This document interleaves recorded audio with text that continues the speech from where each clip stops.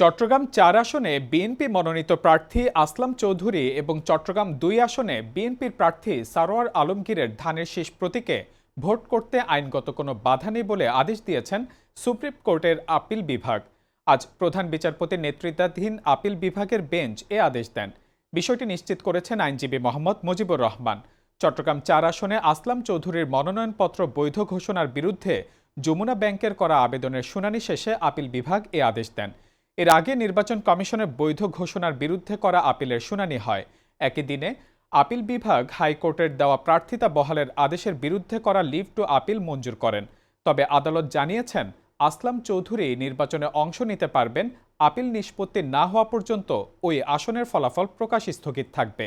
অন্যদিকে চট্টগ্রাম ২ আসনে বিএনপি প্রার্থী সারোয়ার আলমগীরের প্রার্থিতা বাতিলের ইসির আদেশ হাইকোর্ট স্থগিত করেন এবং তাকে নির্বাচনে অংশগ্রহণের সুযোগ দেন।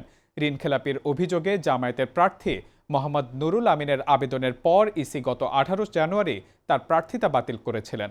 এদিকে বিদেশি নাগরিকত্বের তথ্য গোপনের অভিযোগে ঢাকা ১১ আসনে বিএনপি প্রার্থী ডক্টর এম এ কাইয়ুমের প্রার্থিতা চ্যালেঞ্জ করে দায়ের করা রিট সরাসরি খারিজ করেছেন হাইকোর্ট। ফলে তার নির্বাচনেও আর কোনো বাধা নেই। আগামী ১২ ফেব্রুয়ারি ত্রয়োদশ জাতীয় সংসদ নির্বাচনে এই ৩ প্রার্থী লড়বেন স্ব স্ব আসনে।